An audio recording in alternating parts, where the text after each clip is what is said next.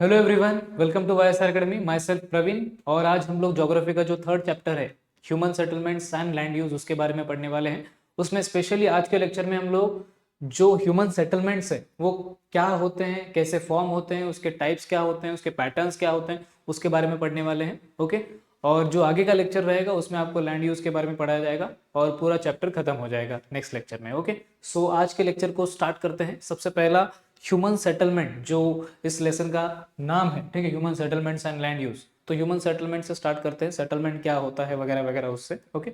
सो सबसे पहला जो मैन है, जो इंसान है, इंसान के बारे में एक बात बोली जाती है कि man is a social animal. ठीक है, इंसान एक सामाजिक प्राणी है। सामाजिक प्राणी है मतलब हम लोग भी एनिमल्स में ही आते हैं, लेकिन हम लोग अलोन या फिर लोनली रहना पसंद नहीं करते, अकेला रहना पसंद नहीं करते। स्टार्टिंग से ही, जब से दुनिया बनी है, जब से इंसान धरती पे आए हैं, तब से ही इंसान अकेला रहने को थोड़ा सा डरता है। ठीक है, इसलिए इंसान लोगों में, मतलब बाकी ग्रुप के साथ, बाकी लोगों के साथ, बाकी इंसानों के साथ रहना पसंद करता है। So that is why man is a social animal, ऐसा बोला जाता है। ओके। तो सिंपल सी बात है, वो दूसरे लोगों के साथ जुड़ेगा, दूसरे लोगों के साथ रहने की कोशिश करेगा, तो उन लोगों के बीच में सोशल बॉन्डिंग बढ़ेगा। ठीक है, सोशल बॉन्डिंग बढ़ेगा तो उनकी जो सोशल नीड्स होंगी, ठीक है, जैसे सोशल नीड्स क्या क्या हो सकती है। सबसे पहला तो फूड हो सकता है, ठीक है, शेल्टर हो सकता है, ये पर्सनल नीड्स भी होती है। सोशल नीड्स में सिक्योरिटी आ जाती है, ठीक है, सिक्योरिटी आ जाती है, कलेक्टिव कॉन्शियसनेस आ जाता है, कल्चर आ जाता है वगैरह वगैरह, या फिर बाकी की जो भी एम्प्लॉयमेंट आ जाएगा, ऑक्यूपेशन आ जाएगा वगैरह वगैरह, जो भी सोशल नीड्स होती है उसको फुलफिल करने के लिए वो लोग इकट्ठा रहते हैं। ठीक है, अभी सिंपल सी बात है, सोशल बॉन्डिंग और सोशल नीड्स अगर बढ़ेंगी तो फिर लोगों को एक ही जगह पे सेटल होना पड़ेगा। उन सारे एक दूसरे की जो भी नीड्स है, एक दूसरे का जो भी सिक्योरिटी है, एक दूसरे का जो भी विशेष है, नीड्स है, वो सारा कंप्लीट करने के लिए उन लोगों को साथ में रहना पड़ेगा। So people come together and at a particular place. ठीक है, जो लोग होते हैं अपनी सोशल नीड्स को, अपनी सोशल बॉन्डिंग को स्ट्रॉन्ग करने के लिए वो एक जगह पे आ जाते हैं, एक पर्टिकुलर प्लेस पे, और वहीं पे कंस्ट्रक्ट करते हैं अपने हाउसेस। छोटे छोटे मोटे जो भी झोपड़ी वगैरह रहेगा, जो भी छोटे मोटे घर रहेंगे, वो बांधे जाते हैं, कंस्ट्रक्ट किए जाते हैं। उसके बाद उसी कंस्ट्रक्शन को या फिर उसी एरिया को हम लोग एक सेटलमेंट का नाम दे सकते हैं। ठीक है, so simple, man is a social animal, तो वो अकेला रहना पसंद नहीं करता, वो लोगों के साथ घुल मिल के रहना पसंद करता है। ठीक है, तो इसीलिए उसकी सोशल बॉन्डिंग बढ़ती जाती है। उसका जो सोशल नीड्स है वो कंप्लीट करने के लिए सारे लोग एक जगह पे, एक पर्टिकुलर प्लेस पे जमा होते हैं, और वहीं पे एक जो भी उनके घर वगैरह रहेंगे वो बांधे जाते हैं, कंस्ट्रक्ट किए जाते हैं, और उसी को हम लोग एक सेटलमेंट बोल सकते हैं। Okay, next, human habitat. Habitat मतलब जहाँ पे इंसान रहता है। ठीक है, ह्यूमन हैबिटेट वो भी एक तरह का सेटलमेंट है। ठीक है, ह्यूमन हैबिटेट एक तरह का सेटलमेंट है। भले वो घर हो, भले वो टाउन हो, भले वो सिटी हो, भले वो कोई भी एरिया हो, अगर वो वहाँ पे ह्यूमन रह रहा है तो वो एक तरह का सेटलमेंट ही बोला जाएगा। ठीक है, अलग अलग टाइप के सेटलमेंट्स रहते हैं, वो हम आगे के, मतलब आगे इसी लेक्चर में देखने वाले।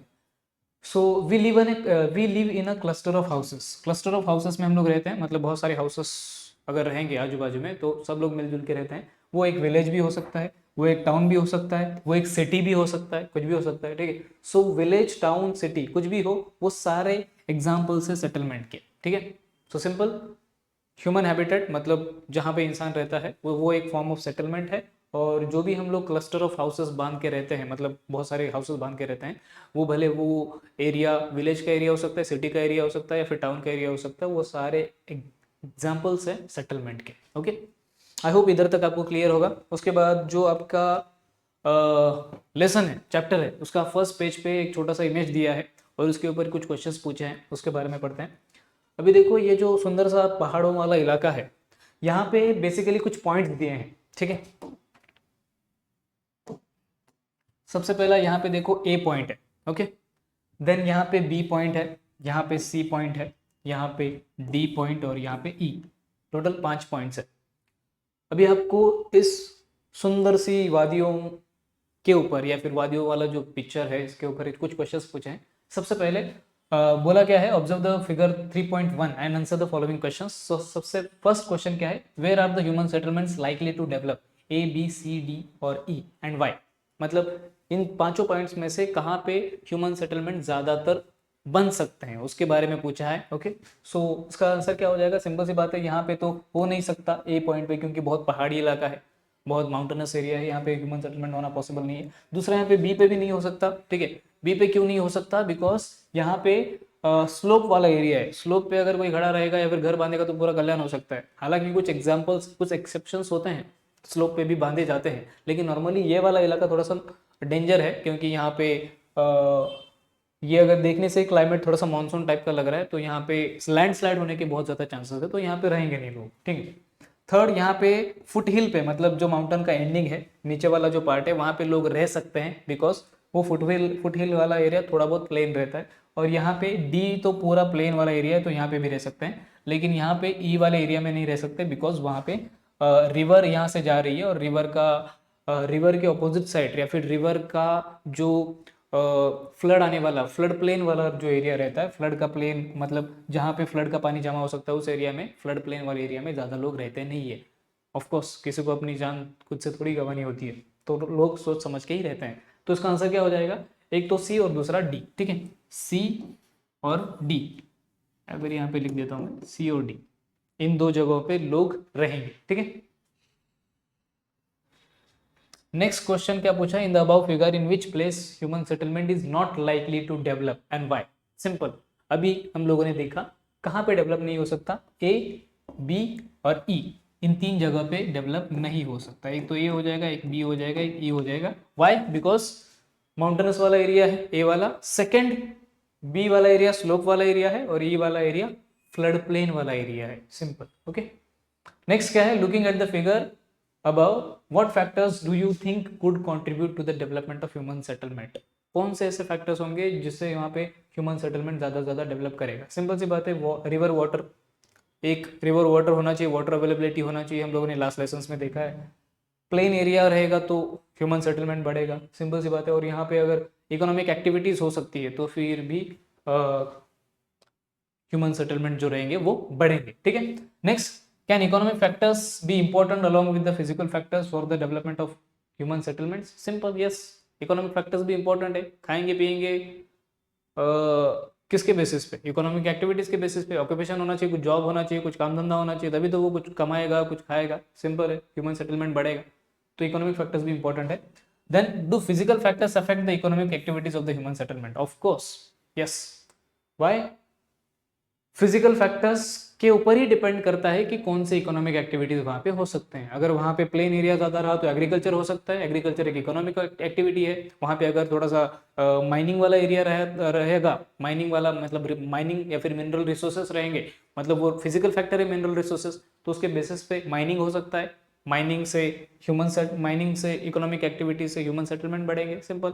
तो फिजिकल फैक्टर के ऊपर ही इकोनॉमिक एक्टिविटीज डिपेंड होती है। Next, make a list of factors which affect the development of settlements in an area.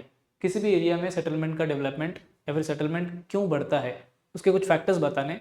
कोई भी फिजिकल फैक्टर हो गया, कल्चरल फैक्टर होते हैं, पॉलिटिकल फैक्टर्स होते हैं, इकोनॉमिक फैक्टर्स होते हैं, ये सारे फैक्टर्स, ठीक।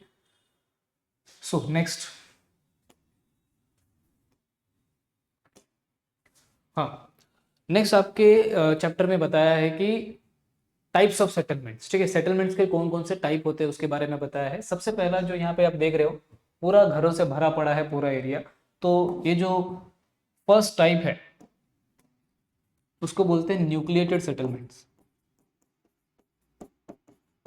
ठीक है। मतलब जो घर है वो एक दूसरे के बहुत पास पास है, बहुत ही उन दोनों के बीच, दो घरों के बीच का जो स्पेस है वो ज़्यादा नहीं है, बहुत कॉम्पैक्ट तरीके से ये भरा पड़ा है, ठीक है। इसलिए इसको न्यूक्लिएटेड सेटलमेंट बोलेंगे, या फिर इसको कॉम्पैक्ट सेटलमेंट बोलते हैं, या फिर इसको और एक नाम है क्लस्टर्ड सेटलमेंट। मतलब बहुत ज़्यादा घरों का भंडार है, एक मतलब बहुत ज़्यादा कॉम्पैक्ट तरीके से वो भरे पड़े हैं घर, इसलिए, ठीक है।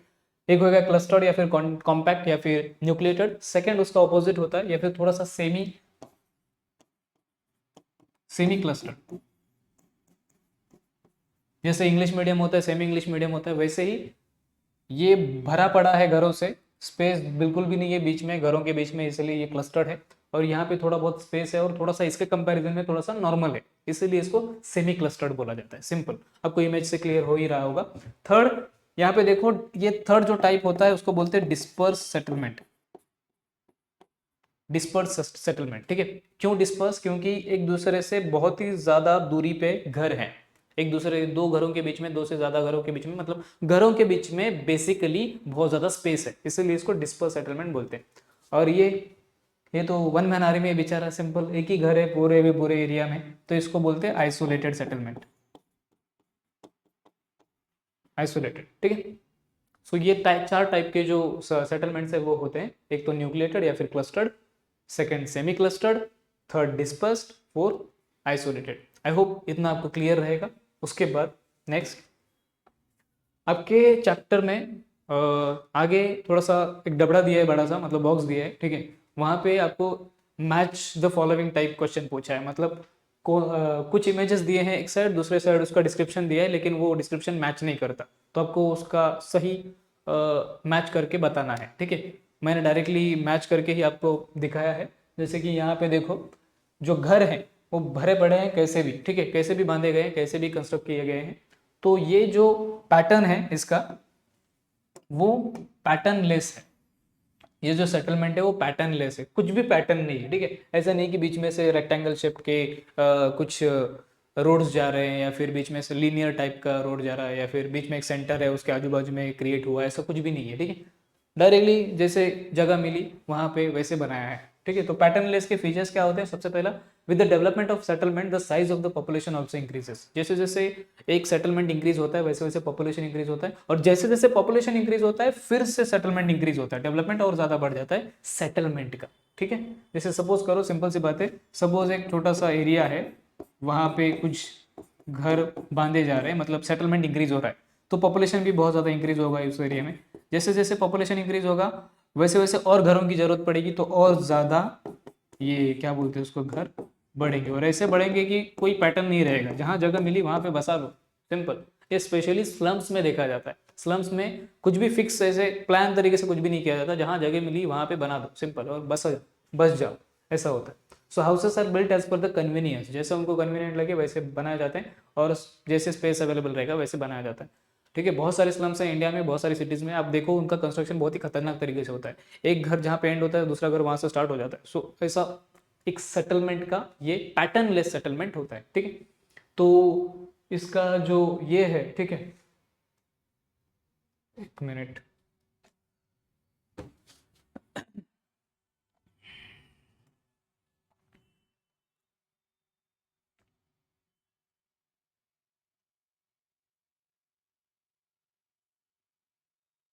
हाँ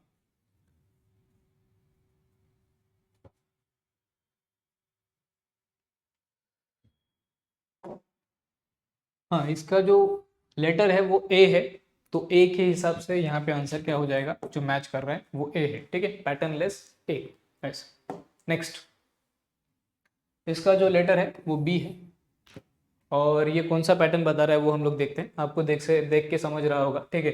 एक बीच में से लंबा सा रोड जा रहा है, लीनियर साइड, मतलब लीनियर मतलब स्ट्रेट, ठीक है, स्ट्रेट रोड जा रहा है, और उसके आजू बाजू में अगल बगल में सिंपल एक बड़ा सा सेटलमेंट क्रिएट हुआ है, घना सा सेटलमेंट क्रिएट हुआ है, ठीक है। सो इसको बोलते हैं लीनियर पैटर्न।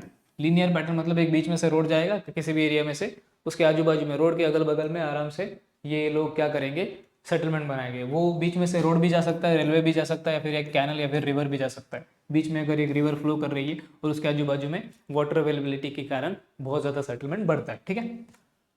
वो स्ट्रेट लाइन में होते हैं, और रिवर या फिर रोड का जैसा शेप रहेगा वैसे उसके अगल बगल में बस जाते हैं, सिंपल। तो इस तरीके से लीनियर पैटर्न का जो सेटलमेंट है वो क्रिएट होता है, ठीक है।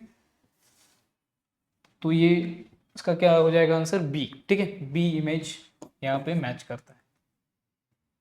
नेक्स्ट, सी इमेज है, ठीक है, ट्रायंगुलर पैटर्न। अगर ध्यान से देखोगे तो ये ट्रायंगल जैसा शेप दिख रहा है, ठीक है, ट्रायंगल जैसा शेप दिख रहा है, सो ट्रायंगुलर पैटर्न है। ये कहाँ पे पाया जाता है? Found at the confluence of two rivers. Suppose यहाँ से एक रिवर आ रहा है, यहाँ से एक रिवर आ रहा है, दोनों की कॉन्फ्लुएंस में, मतलब जहाँ पे ये रिवर्स मर्ज हो रही है एक दूसरे में, जहाँ पे उनका संगम होता है, वहीं पे ऐसे आजू बाजू में किनारे पे ऐसे सेटलमेंट्स क्रिएट होते हैं ट्रायंगल शेप के, ठीक है। इसको बेसिकली डेल्टा भी बोल सकते हैं हम लोग, ठीक है, जहाँ पे दो रिवर्स मिलती है, बीच वाला जो इलाका होता है वो थोड़ा बहुत ट्रायंगल शेप का दिखने लगता है। Settlements can grow in all the three sides due to physical और सोशल रीजंस, ठीक है, तीनों साइड से वो डेवलप हो सकते हैं, ये साइड, ये साइड, ये साइड, ठीक है, ऐसा। बिकॉज आजू बाजू का जो फिजिकल फैक्टर्स है, रिवर का साइड है वगैरह वगैरह, या फिर बाकी के जो फिजिकल फीचर्स है उसकी वजह से उसका शेप ही वैसा बन सकता है ट्राइंगल शेप का। तो ये कौन सा है, सी, तो ये इससे मैच करेगा, ठीक है, ट्राइंगल शेप। नेक्स्ट है डी वाला, ठीक है। ये जो इमेज है इसको अगर ध्यान से देखोगे तो यहाँ पे सेंटर में एक लेक है, ठीक है। उस लेक में वाटर अवेलेबिलिटी है, इसलिए उस लेक के आजू बाजू में ही बहुत सारा ये सेटलमेंट क्रिएट हुआ है, सिंपल, ठीक है। तो settlements take shape around the lake, ठीक है, और houses are closely space because of availability of water. Houses अगर ध्यान से देखोगे इस इमेज को तो बहुत बहुत क्लोज है एक दूसरे के, बहुत ही कॉम्पैक्ट तरीके से उसको बांधा गया है ताकि लेक का वाटर उनको अवेलेबल हो सके, ठीक है। तो इसका आंसर डी हो जाएगा। नेक्स्ट ई वाला है, आप लोगों ने मैथ्स में वगैरह पढ़ा होगा या फिर ज्योग्राफी में बचपन में पढ़ा होगा कि एक रेडियल पैटर्न करके होता है, एक सेंटर होता है, वहाँ से फिर ऐसे जो सपोज स्पेशली रिवर कोर्स के मामले में ये पढ़ाया जाता है। अगर सेंटर से रिवर निकल रही है तो रेडियल पैटर्न से ऐसे अलग अलग दिशा में अगर वो फ्लो कर रही है तो उसको रेडियल पैटर्न बोला जाता है, ठीक है। यही पैटर्न यहाँ पे देखने को मिलता है। देखो यहाँ पे सेंटर में कोई एक सेंट्रल ऑब्जेक्ट है या फिर सेंट्रल कोई बिल्डिंग है, तो उसके आजू बाजू में ऐसा उसी पैटर्न में, रेडियल पैटर्न में जो सेटलमेंट्स है वो ग्रो करते हैं, ठीक है। इसका सिंपल एग्जांपल ना महाराष्ट्र का एक लातूर नाम का डिस्ट्रिक्ट है, वहाँ पे गंज गोलाई करके एक एरिया है, मतलब सेंटर में है, उस एरिया के सेंटर में, और वहाँ पे आजू बाजू में ऐसा सेटलमेंट क्रिएट हुआ है। तो ये इसको बोलते हैं रेडियल सेटलमेंट, और इसका जो मैच करने वाला पॉइंट है वही, मतलब ई नाम का जो डायग्राम है वो रेडियल पैटर्न से मैच करता है। नेक्स्ट एफ, ये लास्ट है।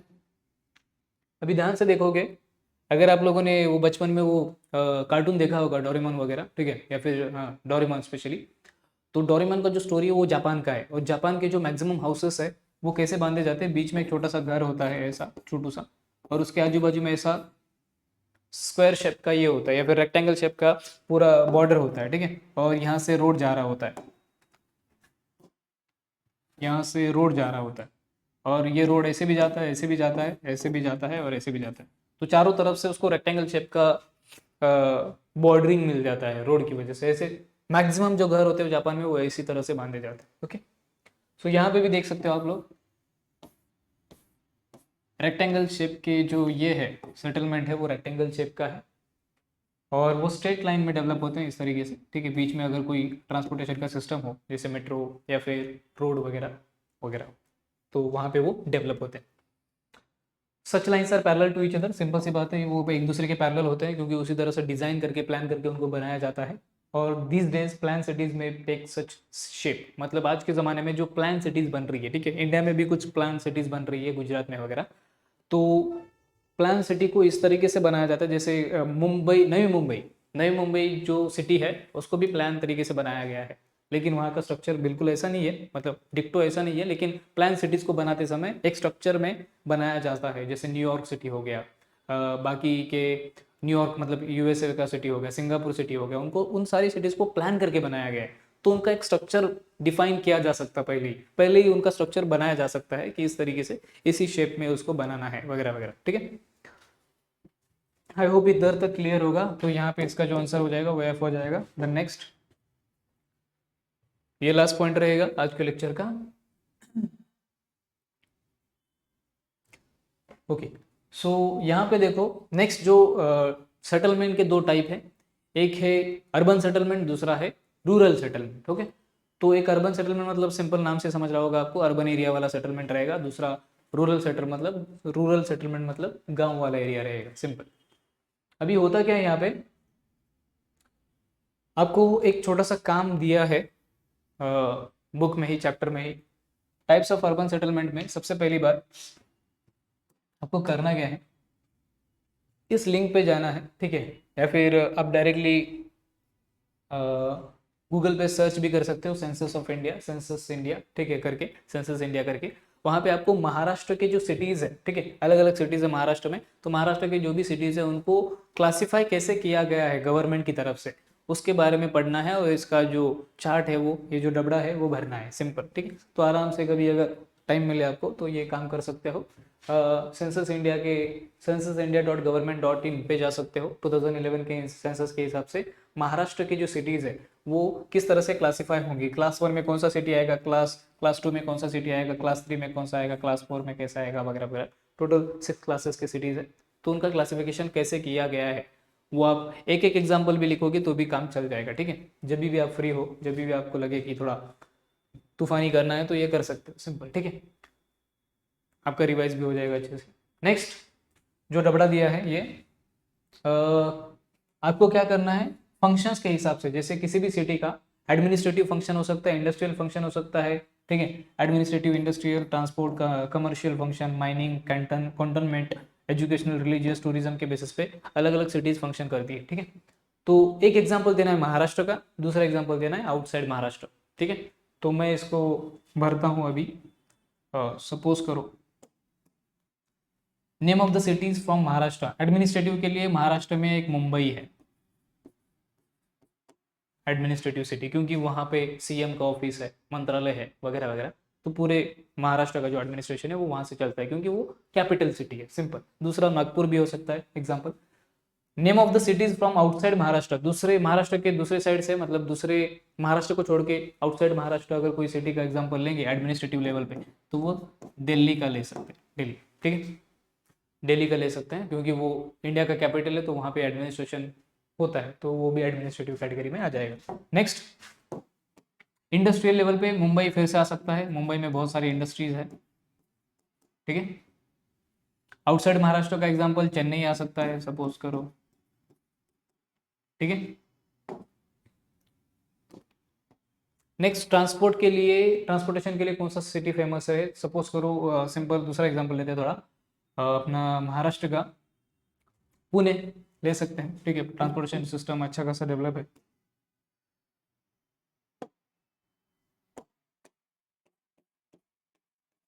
पुणे, ठीक है।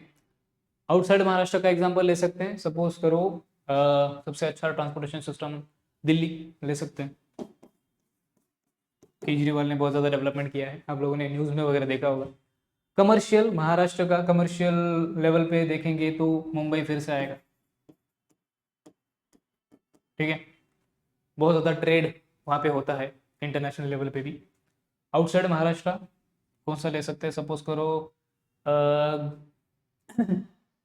गुजरात का, सॉरी केरला का कोची ले सकते हैं, कोचिन पोर्ट। नेक्स्ट माइनिंग के लिए महाराष्ट्र का सपोज चंद्रपुर एरिया है, चंद्रपुर सिटी या फिर चंद्रपुर नाम का डिस्ट्रिक्ट। और जो आउटसाइड महाराष्ट्र का एग्जांपल ले सकते हैं, सपोज करो पन्ना, मध्य प्रदेश का पन्ना, ठीक है। वहाँ पे बहुत ज़्यादा डायमंड का माइनिंग होता है, तो वो एक एग्जांपल ले सकते हैं। नेक्स्ट कंटोनमेंट या फिर कंटोनमेंट जो होता है, इसका मीनिंग होता है ऐसा एरिया जो डिफेंस के फोर्सेस होते हैं उनके कंट्रोल में होता है। तो कंटेनमेंट एरिया महाराष्ट्र में पुणे आएगा, ठीक है। और जो आउटसाइड महाराष्ट्र रहेगा, सपोज करो outside Maharashtra containment area Jammu लेते हैं, सपोज करो, ठीक है। एजुकेशनल एरिया में पुणे आएगा, एजुकेशन में बहुत ज़्यादा फास्ट है पुणे, ठीक है। एजुकेशन में बहुत ज़्यादा डेवलपमेंट हुआ है एजुकेशन के फील्ड में। इवन मराठी में उसको विद्येचे माहेरघर ऐसा भी बोला जाता है, ठीक है, मतलब द सिटी ऑफ एजुकेशन या फिर, हाँ। सो एजुकेशन के मामले में सिंपल वो बहुत ज़्यादा डेवलप हुआ है, ओके। सो महाराष्ट्र से पुणे एक अच्छा खासा एग्जाम्पल है। उसके बाद आउटसाइड महाराष्ट्र देखेंगे तो आउटसाइड महाराष्ट्र कौन सा सिटी है जो एजुकेशन के मामले में बहुत ज़्यादा आगे है। सो इसका एग्जाम्पल दिल्ली फिर से आ सकता है। बहुत सारा स्कूल्स का बहुत अच्छा खासा डेवलपमेंट हो चुका है वहाँ पे। रिलीजियस सिग्निफिकेंस के हिसाब से महाराष्ट्र में कौन सा, बहुत सारे एग्जाम्पल्स है सिटी के, जैसे पंढरपुर एक है, पंढरपुर, ठीक है। नेक्स्ट दूसरा अगर लेंगे आउटसाइड महाराष्ट्र तो सपोज वाराणसी, रिलीजियस सिग्निफिकेंस के लिए इंपॉर्टेंट है, रिलीजन के हिसाब से। उसके बाद टूरिज्म के हिसाब से महाराष्ट्र का सबसे फेमस तो मुंबई रहेगा, ठीक है। और भी बहुत सारी सिटीज़ है, लेकिन सपोज मुंबई, जानबूझ के मैं एक ही सिटी को बार बार रिपीट कर रहा हूँ, उसके पीछे एक रीज़न है। टूरिज्म का आउटसाइड महाराष्ट्र कौन सा रहेगा, सपोज करो कोई सिटी अगर लेंगे तो सपोज टूरिज्म के लिए सपोज शिमला एक बेस्ट एग्जांपल है टूरिज्म के लिए, ठीक है। तो अगर आप ध्यान से इस डबड़े को देखोगे जो भी मैंने फिल किया, ठीक है, एक ही सिटी बार बार रिपीट होती है, 2-3 बार तो रिपीट हुआ है एक city, that is Mumbai. Mumbai administrative के लिए भी फेमस है, इंडस्ट्रियल एरिया के लिए भी फेमस है, कमर्शियल के लिए भी और टूरिज्म के लिए भी फेमस है, ठीक है। पुणे भी 2-3 बार रिपीट हुआ है ट्रांसपोर्ट के लिए, कंटेनमेंट के लिए और एजुकेशन के लिए, ठीक है। वहाँ पे भी देखो आउटसाइड महाराष्ट्र दिल्ली रिपीट हुआ है एडमिनिस्ट्रेटिव काम के लिए, फंक्शन के लिए और ट्रांसपोर्ट के फंक्शन के लिए और एजुकेशन के फंक्शन के लिए। इसका बेसिक मीनिंग क्या है, एक ही सिटी एक से ज़्यादा फंक्शन के लिए फेमस हो सकता है, एक से ज़्यादा फंक्शन परफॉर्म कर सकता है। कोई भी सिटी में ये सारे सेक्टर्स तो होते ही है, ठीक है, मोर और लेस ये सारे सेक्टर्स होते हैं ऑलमोस्ट। सो एक सिटी एक से ज़्यादा फंक्शंस ये कर सकता है, ओके, एक से ज़्यादा जो फंक्शंस है वो परफॉर्म कर सकता है, यही लास्ट में बताया है। सो हम लोगों ने इस लेक्चर में नॉर्मली क्या किया कि जो भी ह्यूमन सेटलमेंट्स है उसका मीनिंग क्या होता है, उसके टाइप्स क्या होते हैं, उसके पैटर्न्स क्या होते हैं, और उसके बारे में पढ़ा, और लास्ट में ये 2 डबड़ों के बारे में पढ़ा। इसी के साथ आज का जो लेक्चर है वो हम लोग एंड करते हैं। मिलते हैं अगले लेक्चर में जहाँ पे हम लोग लैंड यूज़ के बारे में पढ़ेंगे और आपका जो चैप्टर है वो पूरी तरह से खत्म हो जाएगा। Thank you.